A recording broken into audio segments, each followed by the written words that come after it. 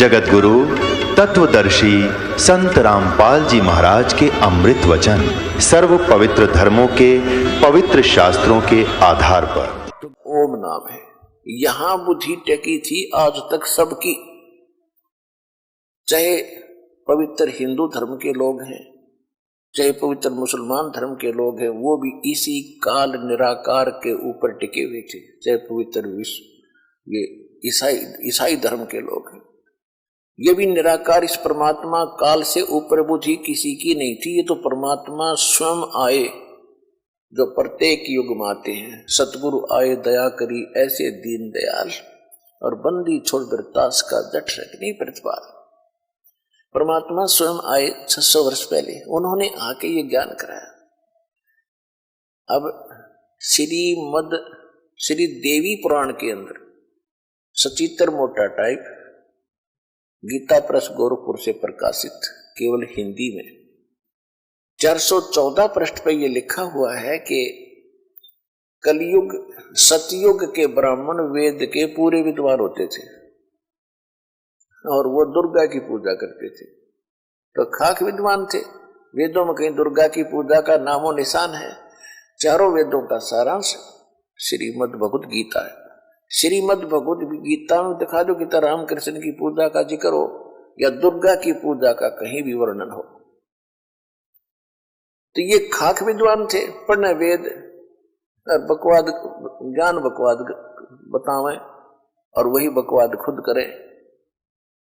वेद पढ़े पर वेद न जाने ये बातें पुराने 18। ये पत्थर की पूजा करेंगे भूल गए सिरजनहारा।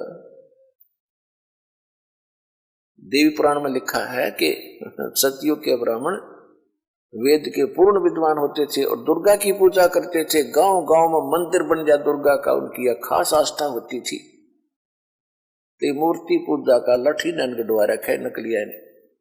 वेद पढ़े और बकवाद अपनी गढ़िया करते, अपना दंत कथा लोक वेद बना के वो काल के जाल में सबको फंसा रखा था।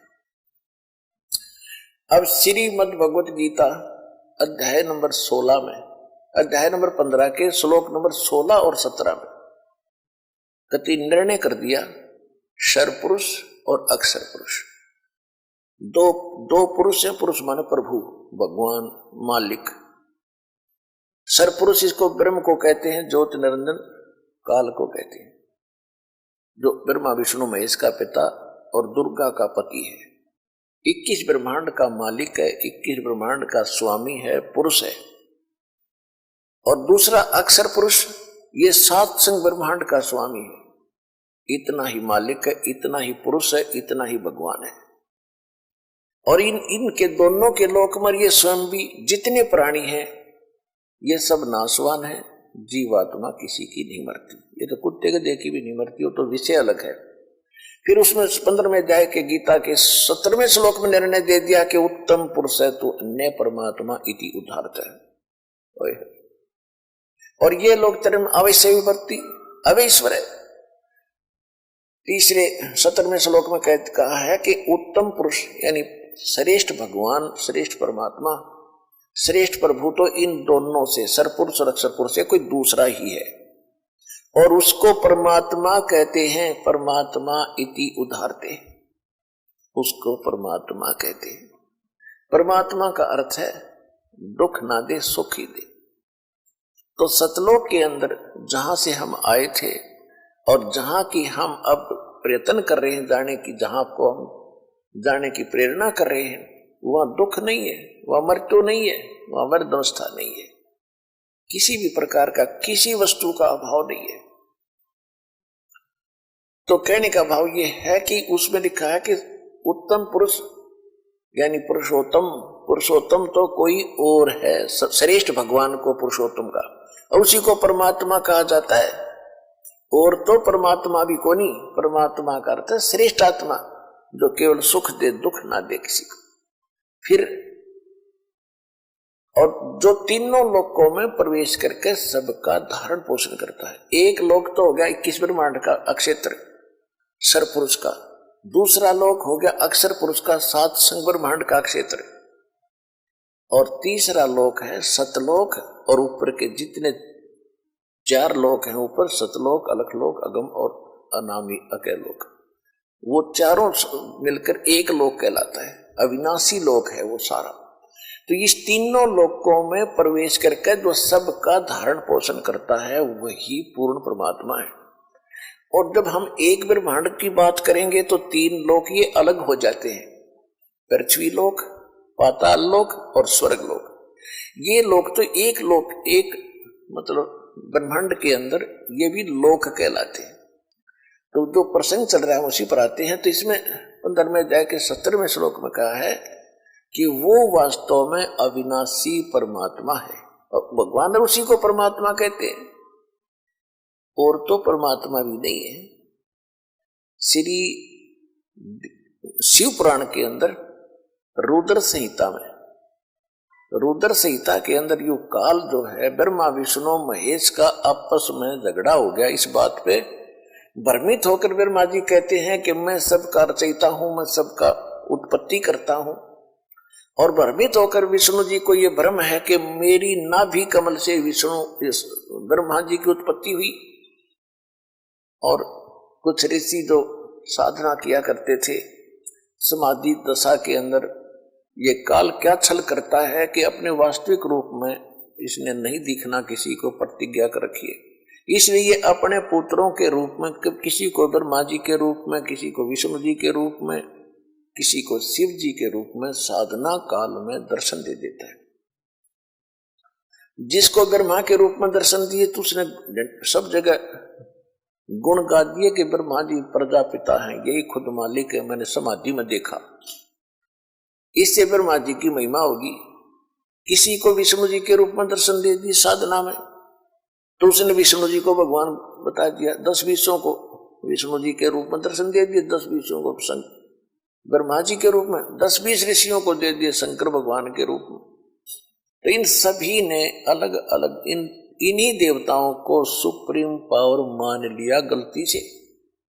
और ये है काल भगवान जो छल छिद्र छल करता है इनके साथ, सच से परिचित नहीं होने देता किसी को। आज तक ब्रह्मा विष्णु महेश को पता नहीं हमारा बाप कौन है। ये तो परमात्मा ने आके बताया कि इनके माता पिता कौन कौन है। तो जो प्रसंग चल रहा है कि उसमें क्या कहते हैं, विष्णु और ब्रह्मा जी का आपस में इसी बात पर युद्ध हो गया। ब्रह्मा जी कहते हैं मैं तेरा बाप, विष्णु जी कहते हैं मैं तेरा बाप। जब इन दोनों का युद्ध हो गया तो बीच में इसने काल ने एक स्तंभ खड़ा कर दिया तेजों में। फिर ये लड़ना तो भूल गए, उसके और छोर को खोजने लगे। लंबी कहानी है, लेकिन उसी समय वो प्रकट हो गया वहां पर शंकर भगवान अपने पुत्र शंकर के रूप में। इन दोनों को समझाता है कि तुमने गलती से अपने आप को भगवान मान लिया, यू आर नॉट गॉड, तुम ईश नहीं हो। ये क्या कहता है, ये सब मेरा है, मैं यहाँ का ईश्वर हूं। तो यहां सूक्ष्म वेद में परमात्मा ने निर्णय दिया है कि मुल्ला माया जग में, मुल्ला माया मग में बैठी, मग माने रास्ते में, और हंसा चुन चुन खाई, ये ज्योत स्वरूपी कहे निरंजन मैं ही करता भाई। एक न करता दो ना करता नौ ठहराई भाई, और 10वां भी धुंधर में मिल जा सत्य कबीर दुहाई। गरीबदास जी को जो ज्ञान प्राप्त हुआ, भगवान को देखा जाना, उसके पश्चात अपनी अमृतवाणी में कहा है कि ये ज्योत स्वरूपी यो काल कहता मैं ही परमात्मा हूं, और एक न करता दो ना करता 9 बना दिए भाई। 9 तो जा लिए इनके उछल कूद मचा के, और 10वां भी ऐसे ही चला जाएगा, मृत्यु को प्राप्त होगा। एक सत कबीर दुहाई कि केवल एक कबीर परमात्मा जो है ये है अविनाशी परमात्मा। ये परमात्मा नहीं है। ये ब्रह्मा विष्णु महेश को तो ज्योति निरंजन ही रिजेक्ट करता है कि तुम परमात्मा नहीं हो, तुम भगवान मालिक नहीं हो। तो हमारी बुद्धि कहाँ थी, और हमारे ऋषि मुनियों की, आचार्य शंकराचार्यों की बुद्धि कहाँ थी, और हमारे सदग्रंथ क्या बताते हैं। सदग्रंथ हमारे सिलेबस है। अध्यात्म मार्ग का सिलेबस है, पाठ्यक्रम की बुक है। और जो टीचर पाठ्यक्रम की किताबों से अलग बकवास पढ़ा रहा है तो टीचर ठीक नहीं, विद्यार्थियों का नाशक है। तो आज तक जितने धर्म गुरु हमारे हुए हैं वो हमारे सदग्रंथों से भी परिचित नहीं थे। उन्होंने हमारे दादे परदादों को भूत बना दिया, आप भी नरक में गए और अपने भक्तों को भी साथ डुबो दिया।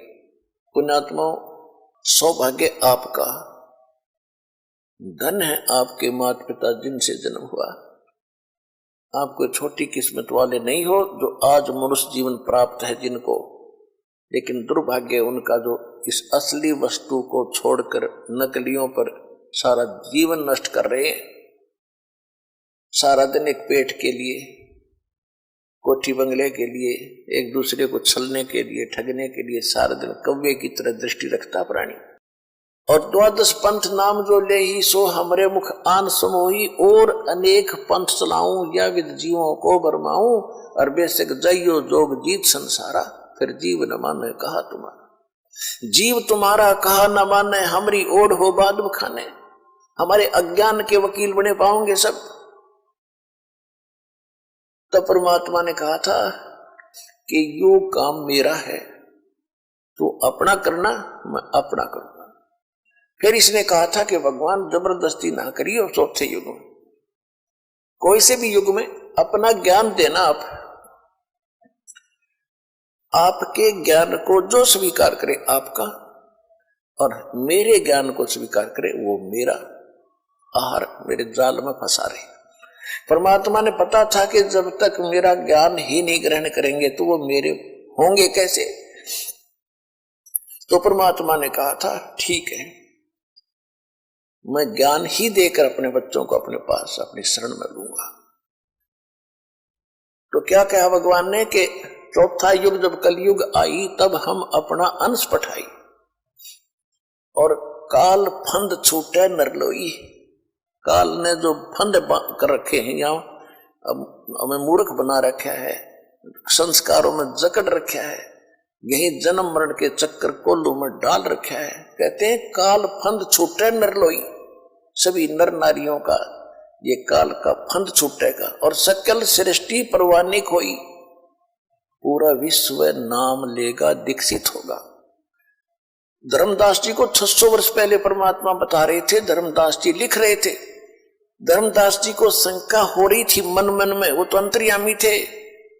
तब बताते हैं कबीर साहब साथ की साथ उसका दिल भी रोक रहे हैं और बता भी रहे हैं कि कलयुग बीते 5500 पाचा, तब ये वचन मेरा होगा साचा।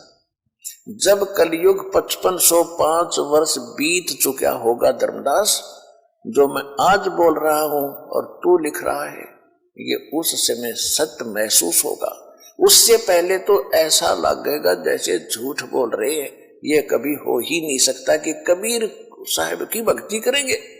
कबीर एक दुल्हा है, कबीर एक धार्मिक है, छोटी जाति में था, इस तरह की कैसी धारणाएं थी। या परमात्मा कह रहे हैं कि कलयुग बीत जावे जब एता, और सकल प्राणी परम पुरुष पद चेता, उस परम पुरुष के यानी मेरे उस पद यानी उस परम पद के सभी जानकार होंगे। चेता माने सबको ज्ञान होगा कि कोई ऐसा स्थान है जहां सदा सुखी रहेंगे, कभी मृत्यु नहीं होगी, वहां आपका परिवार होगा एज इट इज। जैसे यहाँ आपके बेटा बेटी पोता पोती होगे, भाई बहन है। अरे यहाँ तो पैसे के ऊपर 2 मिनट में भाई तो भाई लड़ पड़े, माँ बाप बेटे का झगड़ा हो जाए, क्योंकि यहाँ तो ओछा लोग है, सब चीज का अभाव है यहाँ पर। और फिर मौत सामने साथ खड़ी है, लट लिए, कभी भी मार दे तलवार लटकरी गर्दन पे। तो वहां जाने के बाद ऐसे ही आपका परिवार बनेगा जो आज आपकी शरण में आ गए, आपके परिवार में आ गए और भगवान की शरण में आ गए। और धीरे और भी जो आपसे पहले के संस्कारी हैं उनको भी भगवान शरण में लेगा, और धीरे धीरे फिर ऐसे ही आपका वहां जाकर के एक परिवार बन जाएगा। और वहां इतने बड़े आपके महल हैं, इतना खुला स्थान है, बाग बगीचे लगे हुए हैं, आपके प्रत्येक के महल उसमें आंगन में झूले डले हुए हैं, तालाब बने हुए हैं।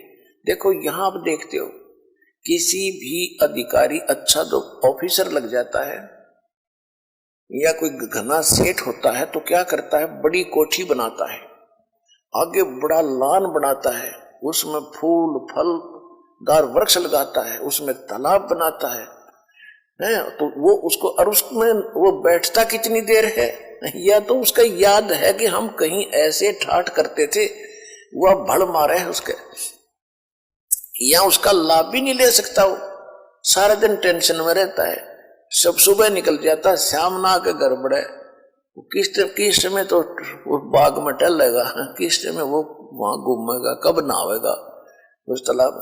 तो वहां जैसे आप पिकनिक मनाने जाते हो और आपको घूमते हो फिरते हो, कहीं पहाड़ी देखते हो, किसी बाग में जाते हो, आपको सारा दिन का पता नहीं कब चलेगा। इसी प्रकार सतलोक के अंदर ऐसे ठाठ हैं और वहां कोई काम नहीं।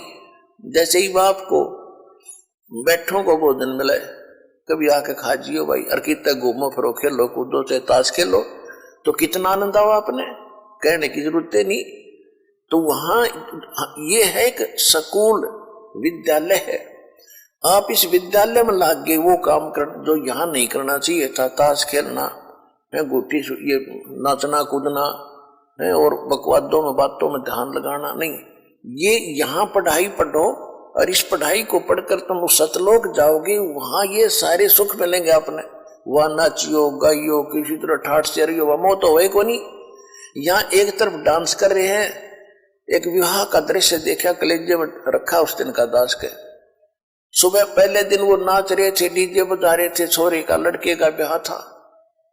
अगले दिन बारात गई, दुर्घटना होगी, दुल्हा भी मारा गया और दुल्हे की कार में खासकर वह बैठा करे जो विशेष वीआईपी गेस्ट होते हैं, यानी बहनों के बटेऊ, वो भी साथ मर गए। 2-3 बहन विधवा होगी और आप मारा गया। अब डांस करके दिखाओ जो पहले दिन नाच रहे थे इसी गंदे लोक में, और हम क्या कर रहे हैं, या तो रो रो का टाइम पास करना चाहिए अपने मालिक को 100 याद करके और भक्ति करके वहां नाचियो कूदियो, कोई मृत्यु नहीं हो, ना कोई विकार है, ना अभाव किसी वस्तु का। जिन भी महापुरुषों ने सचखंड देखा है, कौन कौन है उनमें से परमात्मा स्वयं आते हैं, दया करते हैं, अपनी प्यारी आत्माओं को, अच्छी आत्माओं को मिलते हैं, उनको सचखंड ले जाते हैं, अपने से परिचित करा के फिर छोड़ देते हैं कि अब गीत गाओ, सुनाओ इनको सच्चाई, गवाह बनो मेरे। आदरणीय धर्मदास साहिब जी को ऐसे परमात्मा सचखंड लेकर गए थे, फिर छोड़ा था, वो कुर्बान हो गए भगवान के नाम पे। और उन्होंने इतना मोटा कबीर सागर लिखा, भगवान की महिमा जो सामने घटी थी। आदरणीय मुल्कदास साहिब जी को भगवान मिले और सचखंड लेकर गए, आदरणीय दादू साहिब जी को भगवान मिले, सचखंड लेकर गए, छोड़ा सतलोक से। आदरणीय नानक साहिब जी को बेई नदी से परमात्मा जिंदा महात्मा के रूप में, जितने भी महापुरुष को कलयुग मिले हैं जिंदा महात्मा के रूप में मिले, और सचखंड ले गए। 3 दिन तक वहां घुमाया फिराया और तो तीसरे दिन वापस छोड़ दिया। उसके बाद नानक जी ने आंखों देखा और यहाँ की इस लोक की उस लोक से तुलना करके बताई। उसके बाद वो इतने उदास रहने लगे। ऐसे गरीबदास साहिब जी को भगवान मिले थे छुडानी में और सचखंड ले गए, फिर वापस छोड़ा। उस प्यारी आत्मा ने कलम तोड़ महिमा गा रखी अपने भगवान कबीर साहब की। आदरणीय गीसा दास साहिब जी को गांव खेखड़ा, जिला बागपत, उत्तर प्रदेश में। तो नानक साहिब जी को परमात्मा जब ऊपर से नीचे छोड़ा और उस लोक को देखकर परमात्मा ने उनको कह दिया था कि अभी सतनाम बताना नहीं किसी को, और सतनाम बिना मुक्ति हो नहीं सकती, और सारनाम साथ होगा।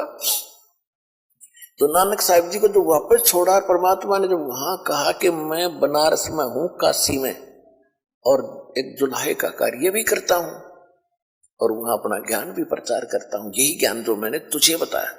तो नानक साहिब जी जब वापस आए तीसरे दिन, पहले तो उनको मृत मान लिया था कि दरिया में डूब गए, नाते में डुबकी लगाए थे, बाहर नहीं आए, सारे खोज लिया था, जाल लगा दिए थे।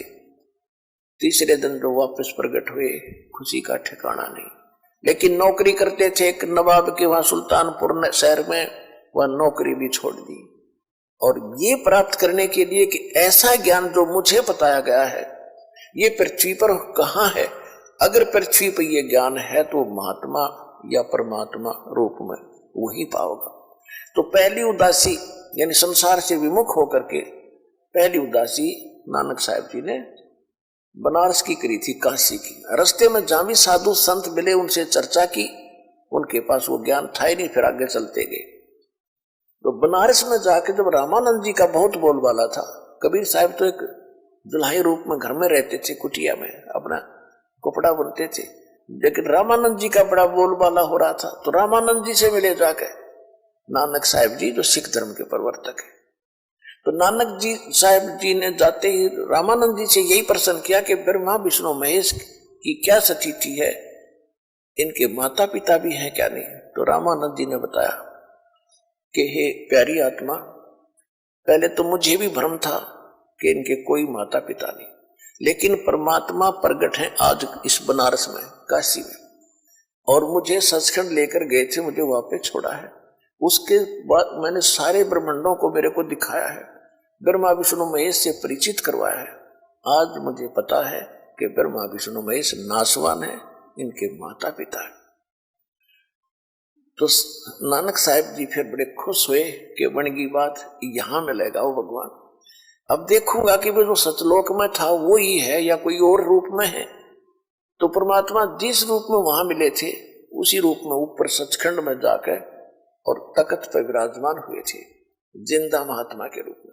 और जो तेजों में भगवान थे वो खड़े हो गए थे, और वो उस जिंदा वाले परमात्मा के रूप में सारा तेज समा गया था। और वो अकेले ब्रह्मांड के असंग ब्रह्मांड के मालिक के रूप में सिंहासन पर, वही जिंदा महात्मा जो नीचे से ऊपर गए थे उसी रूप में 9 के 9 विराजमान थे। उन्होंने कहा था कि मैं काशी में कबीर नाम से, दुल्हा धानक नाम से वहां लीला कर रहा हूं, और वहां आ जाना सतनाम दूंगा।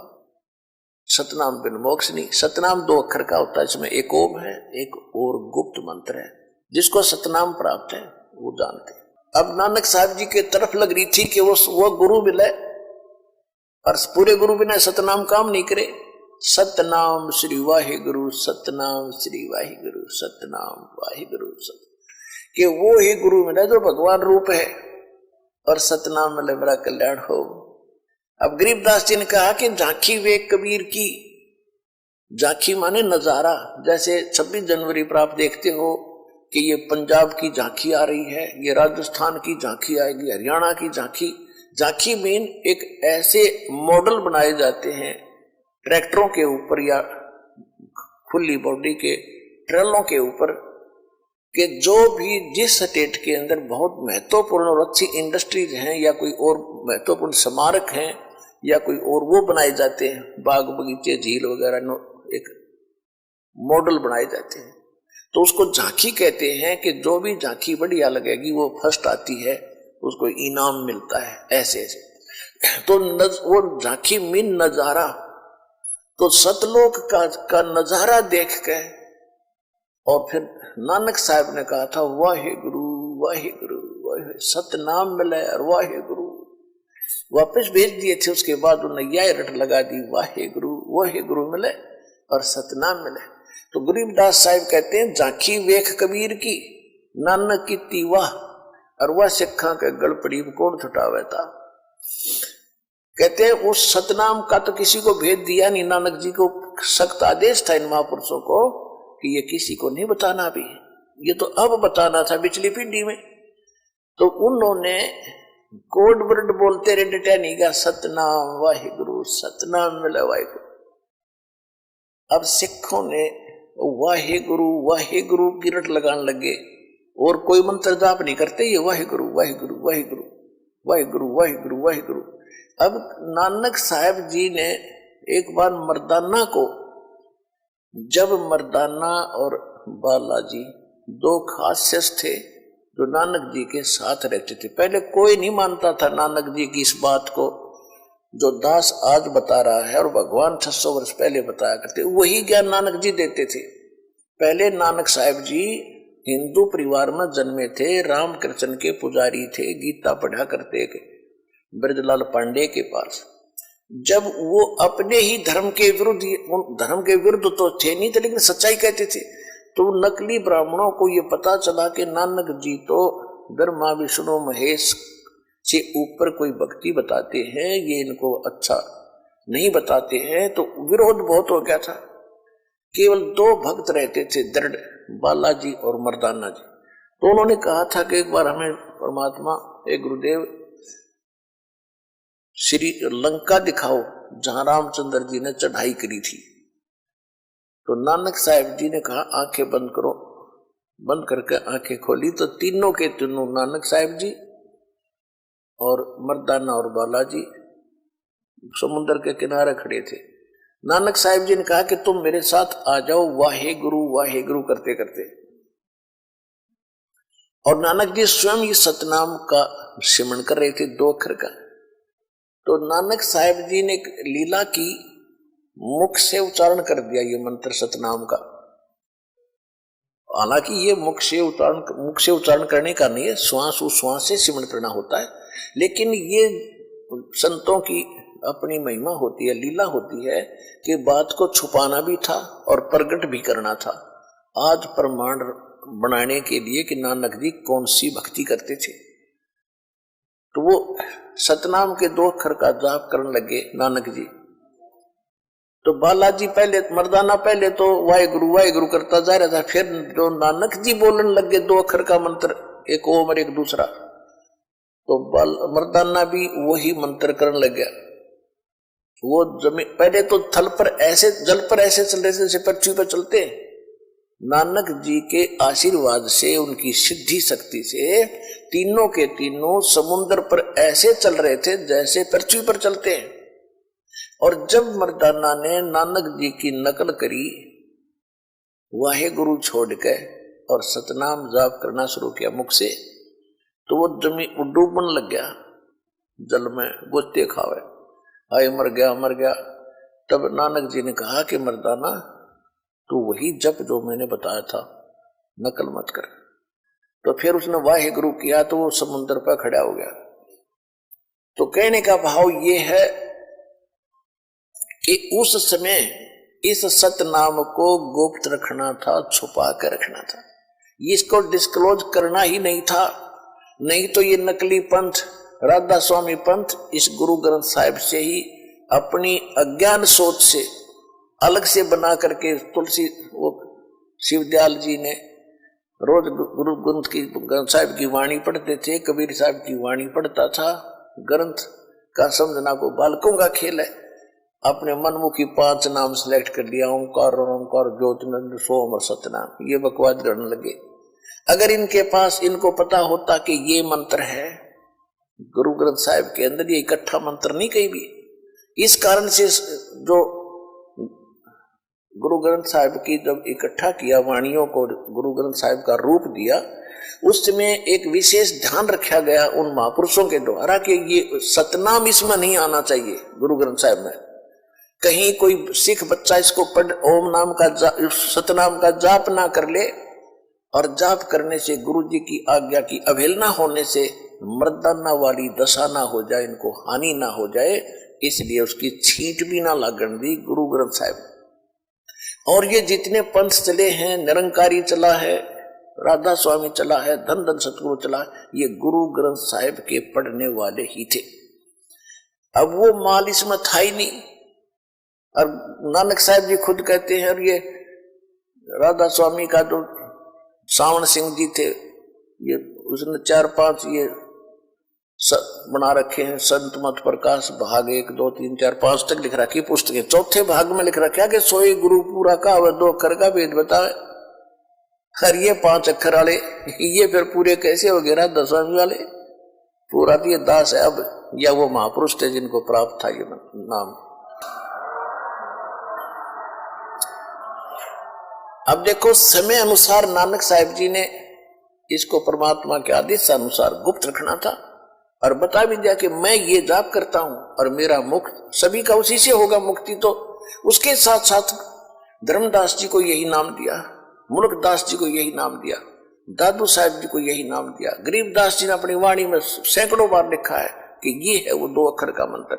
और गीसा दास जी की वाणी में यही है कि ओम सोम जप ले भाई राम नाम की यही कमाई। पूरा शब्द है कि और ये गीसा पंथ वाले उस पूरे शब्द की आरती सी गाते हैं सारा दिन। वो ओम सोम उसका जाप भी नहीं करते उस मंत्र का। तो कहने का भाव ये है कि आप प्रजा हुई परमात्मा की। तो यहां जो प्रसंग चल रहा था कि झांकी वे कबीर की नानक की वाह, और वह सिखा के गल पड़ी को कौन छुटावे था। अब वहां जो मर्दाना जी वाहे गुरु नाम से बचे नहीं, डूबने से नहीं बचे। वो तो नानक साहब जी परमात्मा से परिचित होने के बाद, परमात्मा से मिलने के बाद सिद्धि युक्त हो गए थे। वो अपनी सिद्धि से उनको उस पर जल पर चला रहे थे। उस वाहे गुरु मंत्र से उनको कोई लाभ नहीं होने वाला था, क्योंकि वो से होता तो वो खुद भी तो वही जाप करते। वो सही मंत्र, वो तो वैसे जैसे हम सत्साहेब बोलते हैं, ये सत्साहेब हमारा मंत्र नहीं है, लेकिन उस परमात्मा की तरफ संकेत है जो अविनाशी भगवान है। इसी प्रकार वाहेगुरु जो नानक साहब जी कहते थे, वो वाहेगुरु जब बोलते थे तो उस परमात्मा की तरफ उसकी सुरती रहती थी कि वो है वास्तव गुरु और सब नकली है। तो यहाँ कहते हैं झांकी वे कबीर की नानक की तीवा, अरवा सिखा का गल पड़ी वो कौन छुटावे था। अब सभी वाहेगुरु वाहेगुरु कहते हैं, अगर इसे हटकर कोई मंत्र कहते हैं तो उन पर विश्वास नहीं हो पाता। वो समय था कि इसको छुपाना था और अब समय है इसको डिस्क्लोज करना है। तो जो नाम नानक साहब जी जाप करते थे, हमने वही नाम जाप करना पड़ेगा। उस समय ये 5505 कलयुग बीता नहीं था, इसलिए इसको नहीं बताना था।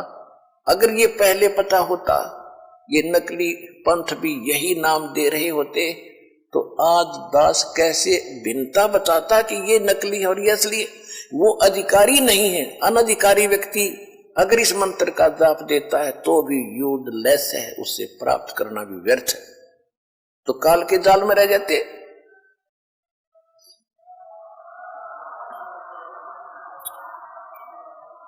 तो धीरे धीरे आपकी बुद्धि जब इस ज्ञान से रंगी जाएगी, फिर रोया करोगे बैठ के कि उन महापुरुषों ने कैसा काल के साथ आंख में चौनी करके ये माल यहां तक गुप्त रखा आपको तक, नहीं तो पहले बट्ठा बैठ जाता था, डिस्क्लोज हो जाता था।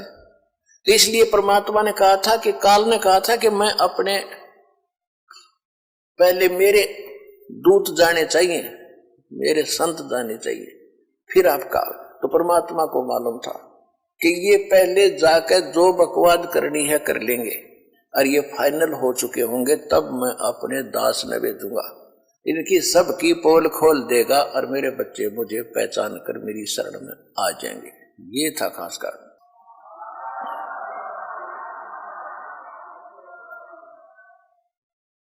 तो जो प्रसंग चल रहा था कि वहां सतलोक में जाकर आप खुशी मनाइयो, वहां नाचियो और गाइयो रोज, वहां सदा दिवाली, वहां सदा त्योहार रहेंगे तुम्हारे, किसी चीज का अभाव नहीं। सबके मकान अलग अलग हैं, फलदार वृक्ष, ये काजू किस्म सेब संतरे लदे रहते, अभाव नहीं होता।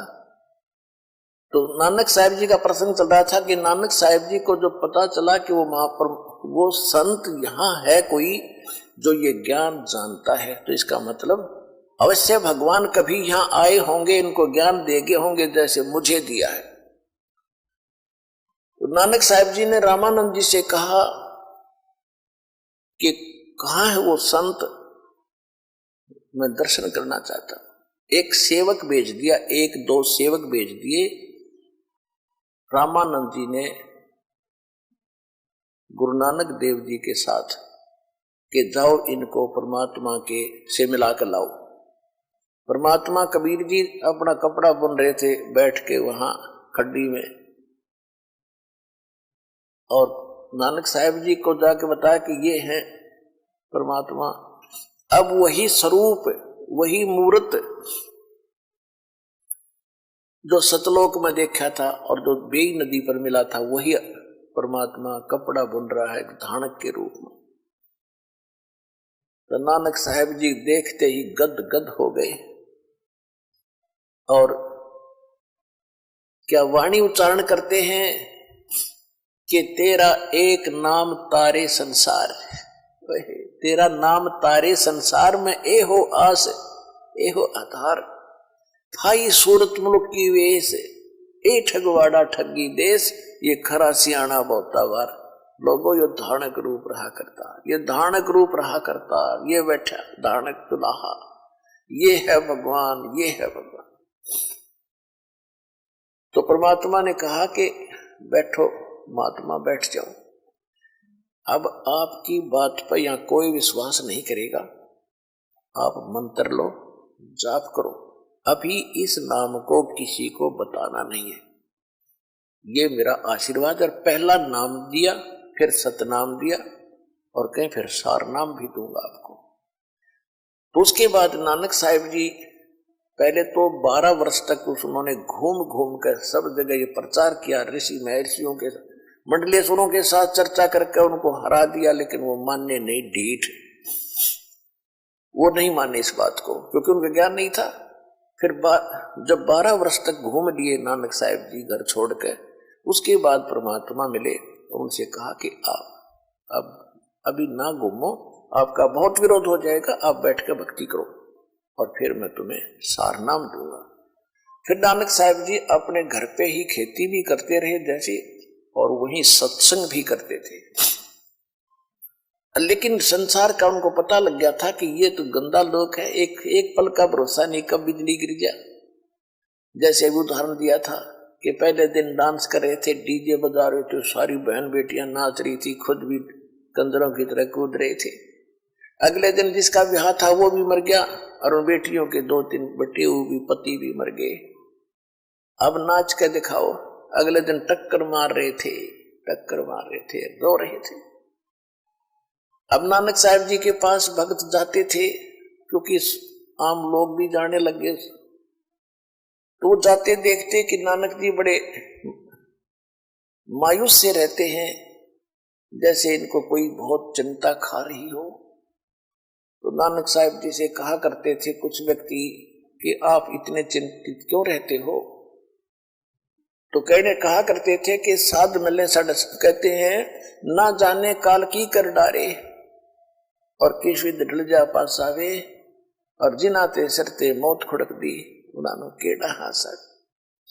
या किस बात पर हंसे, अभी हंस रहे हैं, थोड़ी देर में ना जाने के घर में कैर टूट जाए या आप पर कोई आपत्ति आ जाए, तो किस बात पर हंसे। या ना जाने काल की कर डारे, और किस विद ढल जा पास आवे, और जिनाते सरते मौत खुड़क दी, 1 मिनट का भरोसा नहीं कब मर जा, उन्होंने केड़ा हंसा। तो हम यही भूल करके यहाँ नाच गावे कूद बकवाद करें। या तो टाइम पास करना चाहिए, भगवान से डर के, बुराइयों से दूर रहना चाहिए, किसी की आत्मा नहीं दुखानी चाहिए। एक एक सांस का भी लेखा भगवान के दरबार। आप किसी का बुरा सोचते हो ना, वो भी आपके बैड अकाउंट में जाता है। करना तो बहुत दूर की बात है, वो तो है ही प्रत्यक्ष। अगर किसी का बुरा भी सोचते हो तो भी आपको हानि होती है। देखो किसी का कोई खुशी होती है तो निकम्मे आदमी दुख मानेंगे, और वो तो उसको होगी भगवान ने दे दी, तो अपने कर्म क्यों बिगाड़े। तो हम जो जिसको जो मिला है संस्कार से मिलता है, और हमने मुक्ति पानी है, संसार का कुछ पाना ही नहीं। और जो हमें 2 रोटी और थोड़े बहुत सिर ढकना चाहिए कि वो भगवान जरूर देगा, ये परमात्मा का नियम है, रूल है, ये तो विधान है। भगत को किसी चीज का भाव रहने ही नहीं देगा वो। तो इस विश्वास के साथ भक्ति करते रहना। और फिर नानक जी से पूछा करते थे कि क्या आप सदा ऐसे ही रहते हो कि नहीं। जब जिन भक्तों को मैंने ज्ञान सुनाया है, पहले केवल 5 नाम देते थे, और नाम सतनाम किसी को नानक साहिब जी ने नहीं दिया। और वो उस 5 नाम कौन से हैं जो दास आपको देता है। अब इसको 7 देने थे, पहले 5 देते थे। पहले और लास्ट वाला नाम पहले नहीं दिया जाता था।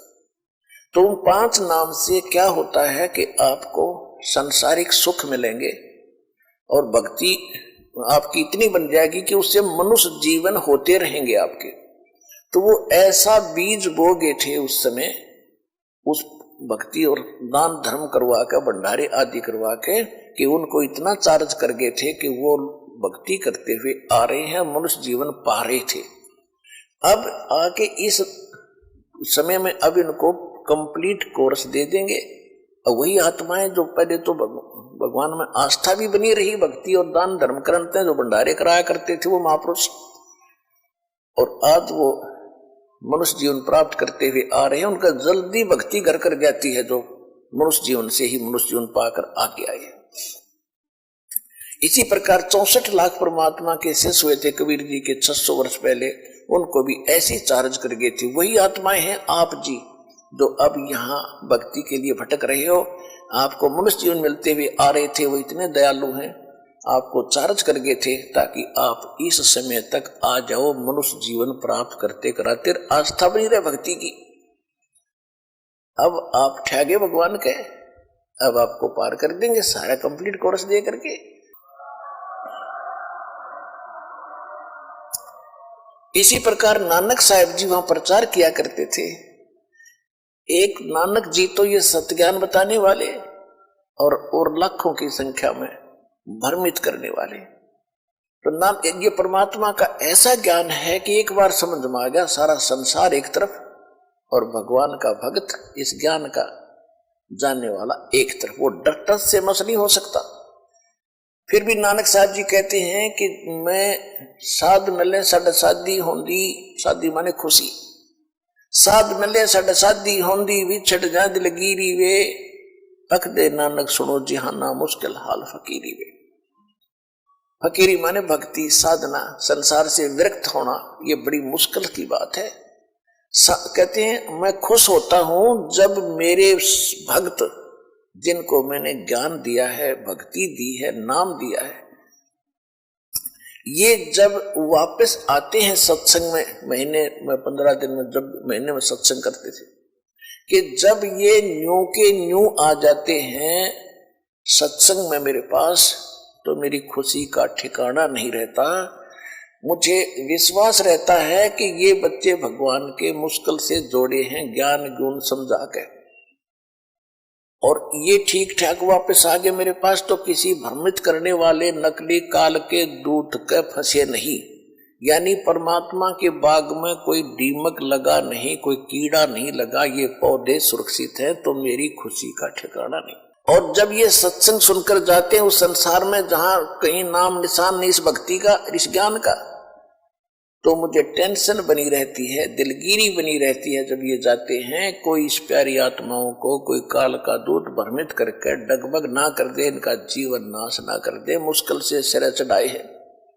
कहते साध मिले साढ़े शादी होंदी, जब ये भक्त वापस आ जाते हैं खुशी होती है, और विछड़ जा दिलगीरी वे, जब ये जाते हैं तो मुझे मायूसी छा जाती है, और यही चिंता बनी रहती है, भगवान रक्षा करना तेरे बच्चों की, क्योंकि इस संसार के अंदर इस भक्ति पर रखना कोई हास्य खेल नहीं है, जहां लाखों लोग भ्रमित करने वाले, और एक नानक जी या महापुरुष एक ही होता है एक समय में, और वो एक सच्चा ज्ञान बताने वाला।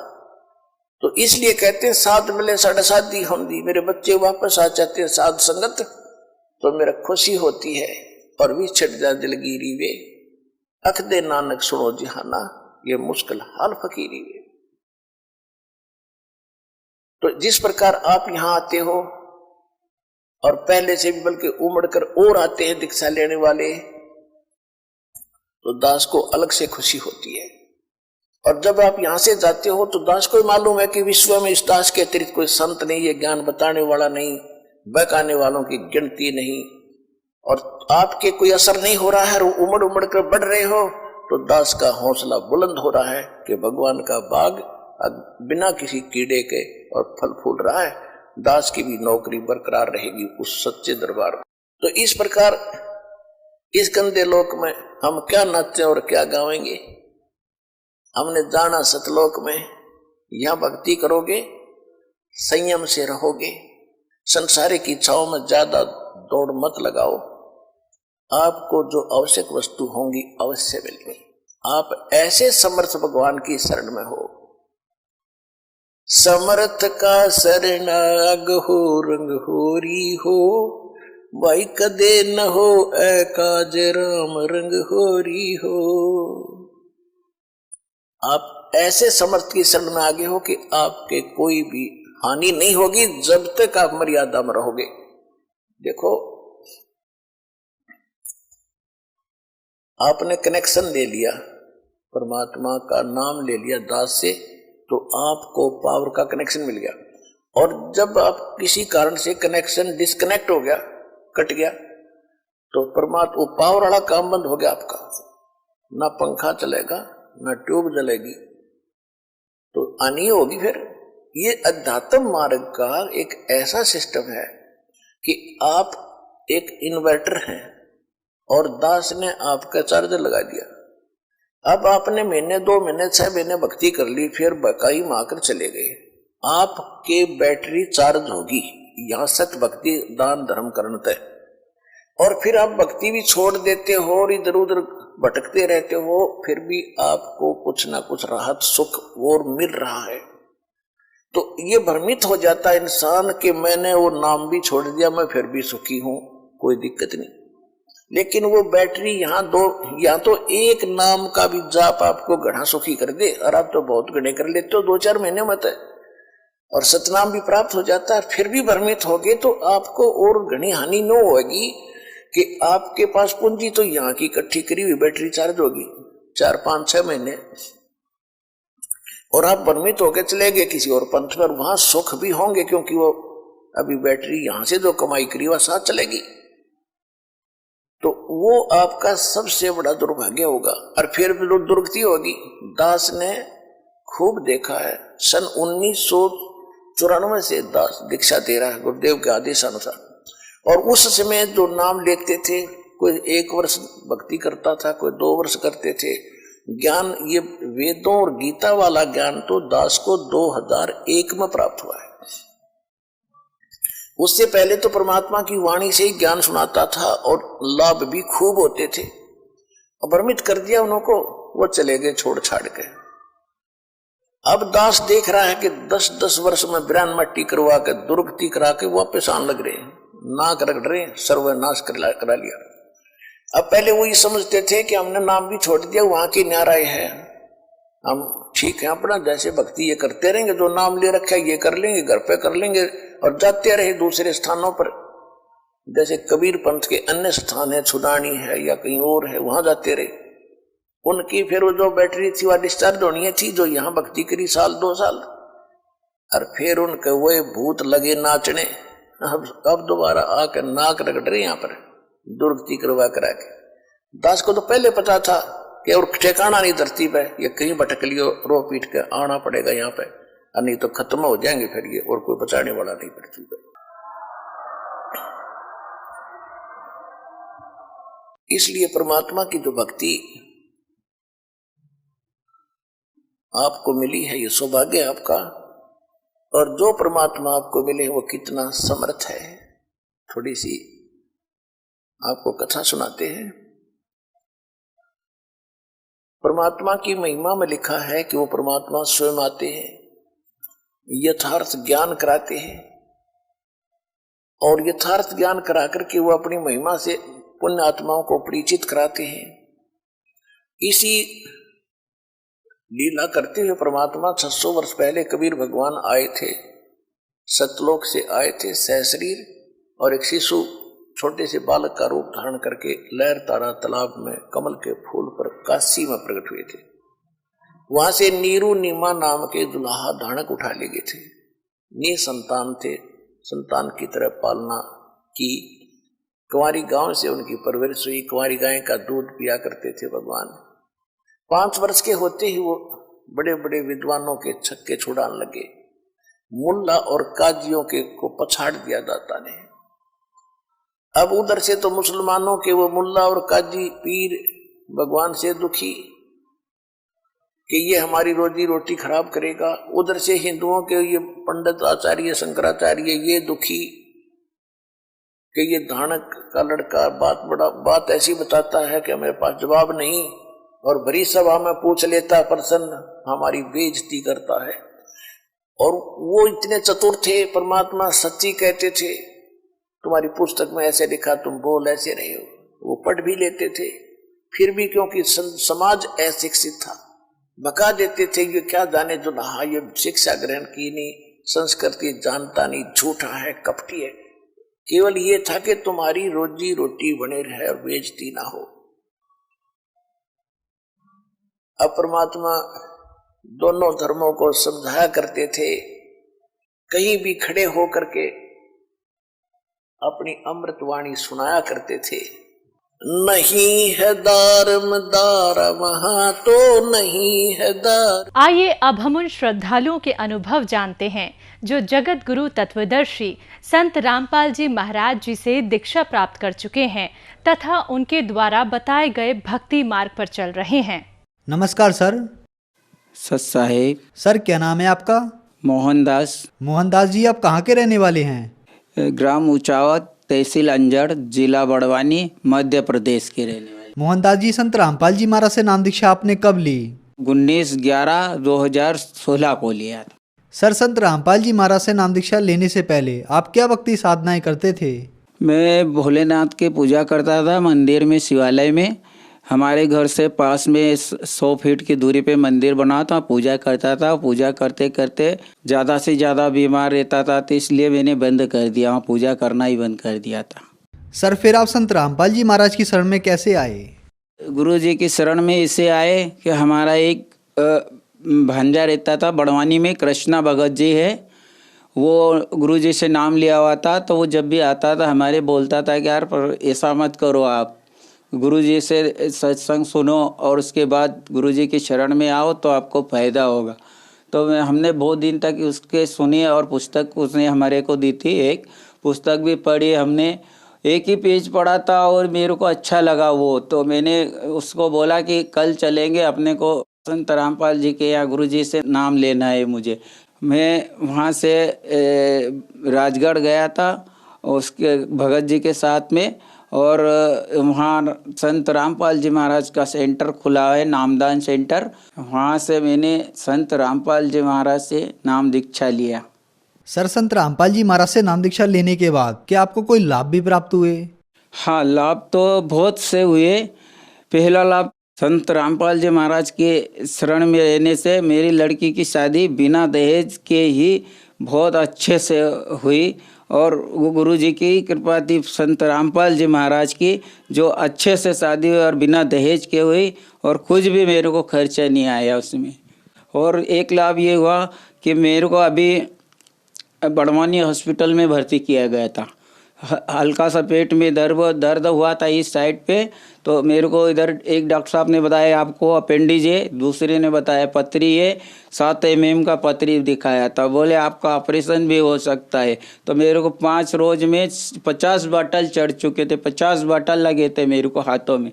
उसके बाद में 5वें रोज मेरे को वापस उन्होंने बोले इसको इंदौर रेफर कर दो। इंदौर रेफर कर दिया। हमारे बच्चे ने कहा कि यहाँ पे नहीं ले जाना, इसको बड़ौदा ले जाएंगे। बड़ौदा ले गए। तो मैंने कहा कि पहले मेरे को गुरुजी के सेंटर पे ले चलो, संत रामपाल जी महाराज का नामदान सेंटर बड़वानी ज़िले में खुला है।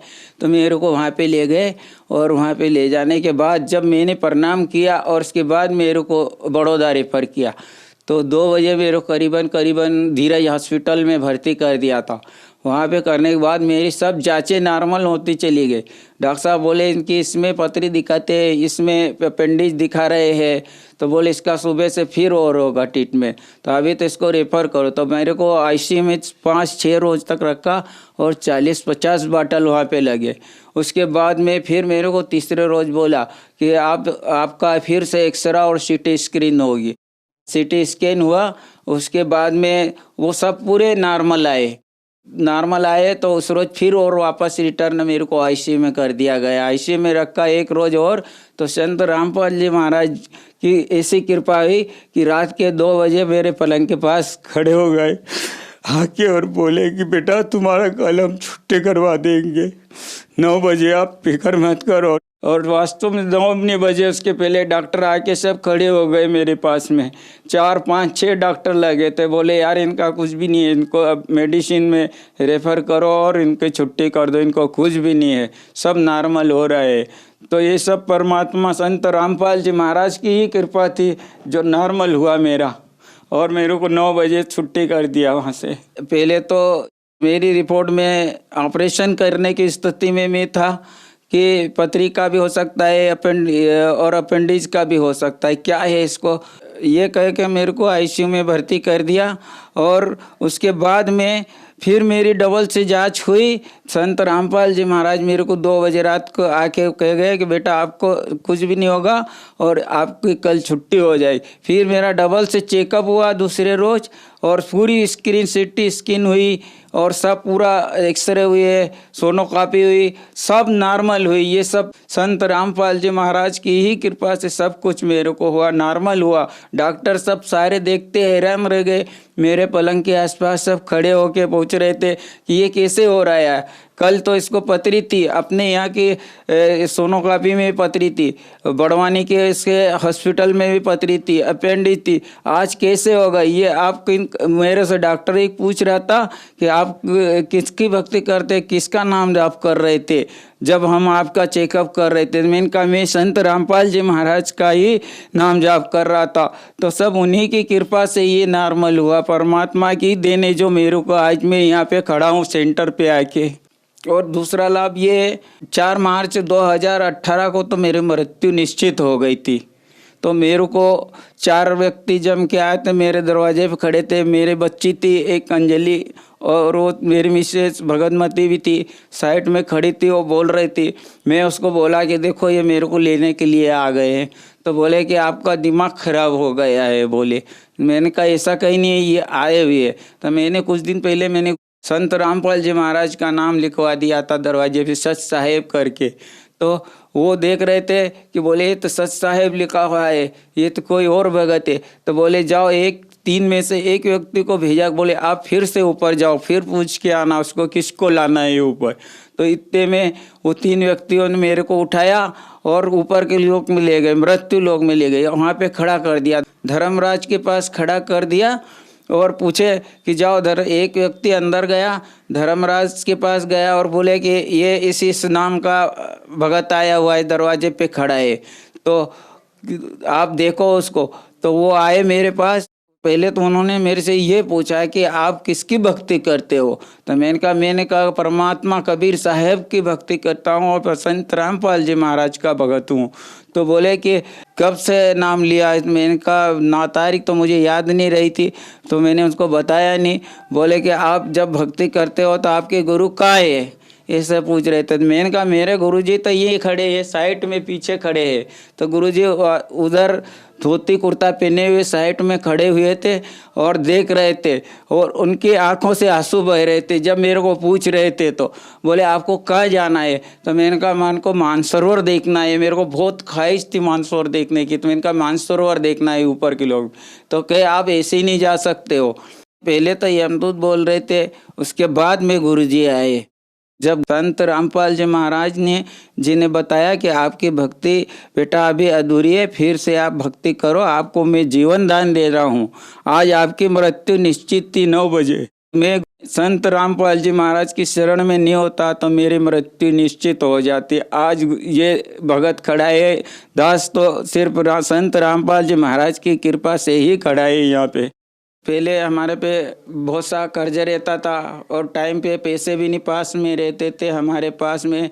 जब हम गुरुजी की शरण में आए उस दिन से तो हमारे पास न तो किसी प्रकार की तकलीफ आई, न पैसे का जिक्र होता है। हमेशा हमारे जेब में पैसा 1000-2000 रुपया पड़ा ही रहता है। मालूम नहीं कब कैसा कहाँ से पैसा आता, कब देवा जाता है। और सब ये सब गुरुदेव संत रामपाल जी महाराज की ही कृपा है कि तुरंत मालूम नहीं पड़ता और कैसे हो जाता है वो।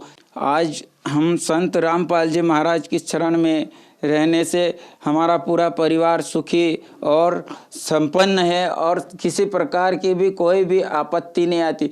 मैं बीमार 24 घंटे पहले रहता था, 10-10, 20-20 गोलियां खा जाता था।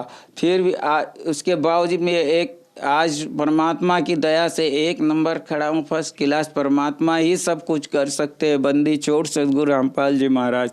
सर, संत रामपाल जी महाराज से नाम दीक्षा लेने के बाद आपको बहुत सारे लाभ प्राप्त हुए, तो जो श्रद्धालु आज आपको देख रहे हैं आप उन्हें क्या संदेश देना चाहेंगे?